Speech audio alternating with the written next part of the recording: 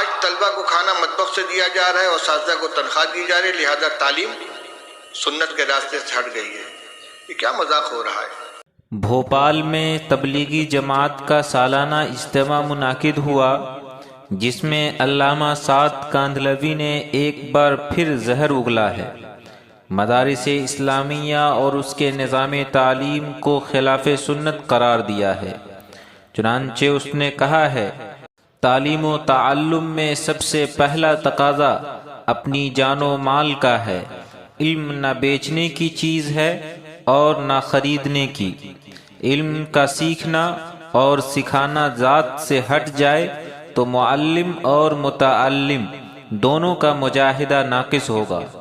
دلیل کے طور پر علامہ نے یہ کہا کہ دور نبوی میں معلم اور متعلم خود کماتے تھے، صحابہ کرام لکڑیاں چن کر بیچتے تھے اور ازواج مطہرات کے گھر میں روزانہ تازہ گوشت پہنچاتے تھے۔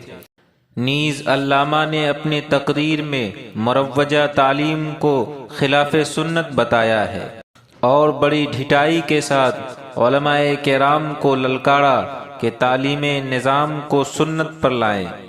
خلاصہ یہ ہے کہ علامہ سعد کاندھلوی کے نزدیک مدارس اسلامیہ کا نظام سنت کے خلاف ہے۔ علماء کرام کا تعلیم دینے پر اجرت لینا اور طالب علم کے لیے طعام و قیام کا انتظام کرنا خلاف سنت ہے۔ دارالعلوم دیوبند کے محتمم حضرت مولانا ابو القاسم صاحب نعمانی، اللہ تعالیٰ ان کی عمر میں برکتیں دیں، انہوں نے علامہ سعد کاندھلوی کے بے بنیاد باتوں کا جواب دیتے ہوئے افسوس کا اظہار فرمایا۔ حضرت کی زبانی خود سماعت فرمائیں۔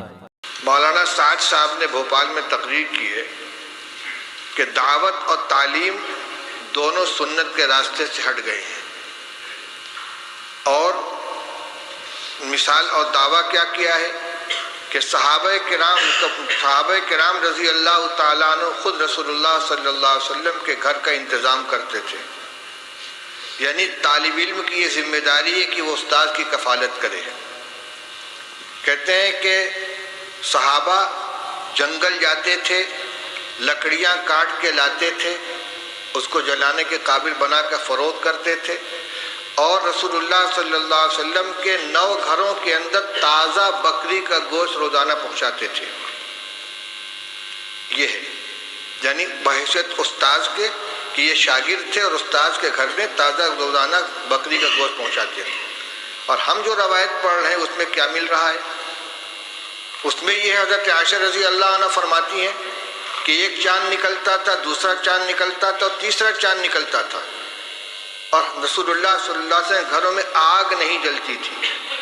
اور یہاں آ رہا ہے کہ 9 گھروں میں حضور صلی اللہ علیہ وسلم نے آدمی بھیجا ہے، اور سب جگہ سے جواب کیا آ رہا ہے؟ ما معنا الا الماء، ہمارے پاس پانی کے علاوہ کچھ نہیں ہے۔ یہ کیا حدیث کی تحریف نہیں ہے؟